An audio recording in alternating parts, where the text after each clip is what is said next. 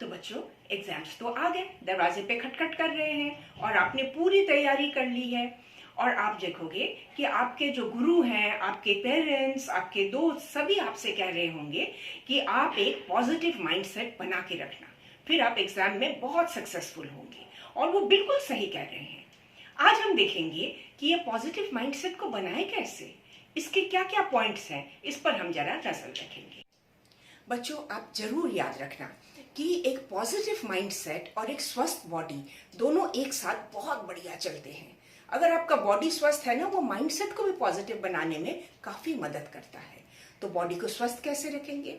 Number 1, आप घंटों किताब पढ़ रहे हैं, आप कोई 18 घंटे 16 घंटे आप किताबों को लेके बैठे हुए हैं, पर बच्चों आप याद करके पानी तो पी रहे हो ना, क्योंकि पानी पीना, अपने बॉडी को हाइड्रेटेड रखना बहुत जरूरी है। जब आपकी बॉडी सूख जाती है ना, तो आपकी दिमाग के चलने की शक्ति भी कम हो जाती है। इसलिए बहुत जरूरी है कि आप दिन में एटलीस्ट 3 बॉटल पानी पिए।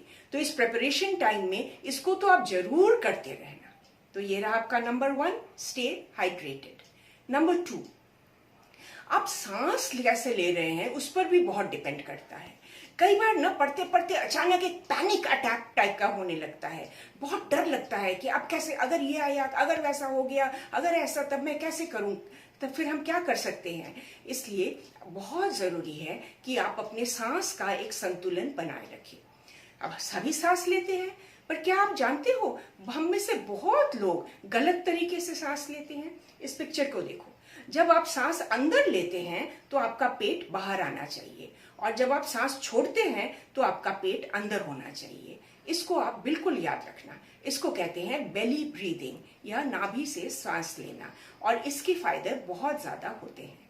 तो इसको अगर आप प्रैक्टिस करते रहो रेगुलरली, या जब भी आपको बहुत ज्यादा स्ट्रेस हो जाए या टेंशन हो जाए, 5 मिनट सब कुछ बंद करके ये वाली ब्रीदिंग जरूर करना। तो ये रहा आपका नंबर 2। अब नंबर 3 पे आ जाओ।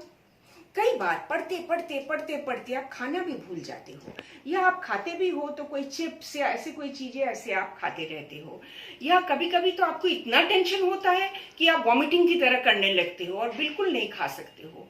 पर बच्चों याद रखना, शरीर को ऊर्जा की जरूरत है, और ऊर्जा के लिए हमें एक सिंपल संतुलित भोजन, जो भी आप लेते हो, सिंपल संतुलित भोजन जरूर लिया करो।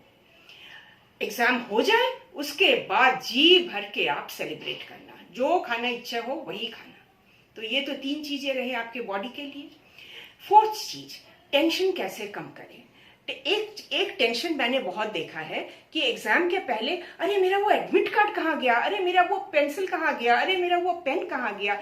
इन चीजों पर ना लोग काफी परेशान हो जाते हैं, और जो ऊर्जा आपको एग्जाम में लगाना है वो ऊर्जा इधर उधर नष्ट होता है। इसलिए बहुत जरूरी है कि आप पहले से ही सब कुछ तैयार के रखो, अपने सारे दस्तावेज एकदम रेडी करके रखो कि जाते वक्त सीधा अपना बैग उठाओ और निकल सकते हो।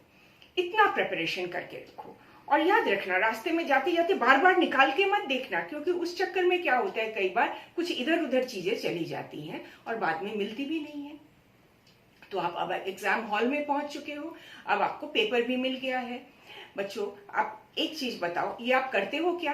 कभी इधर उधर नजर दौड़ाते हो कि बाकी लोग कैसे दे रहे हैं? तो आप देखोगे कुछ लोग तो मिलते ही कड़क कड़क कड़क कड़क लिखना शुरू हो जाते हैं, क्लिक क्लिक क्लिक क्लिक करना शुरू हो जाते हैं। पर आप उनको देखना, आपको देखना ही नहीं है उनकी तरफ। आप अपनी फोकस अपने में बना के रखो, इधर उधर मत जाना। आपको अपना एग्जाम देना है ना, उनसे मतलब है, उनसे आपको कोई मतलब ही नहीं है, क्योंकि उनको देखने से कभी आपको टेंशन हो जाएगा, अरे उसने स्टार्ट कर दिया, अरे वो क्या लिख रहे हैं, अरे वो मेरे आगे बढ़ गए। इन सब चीजों में आपको जाना ही नहीं है। डीप ब्रीदिंग करो, अपना संतुलन बनाए रखो और अपना फोकस अपने पास।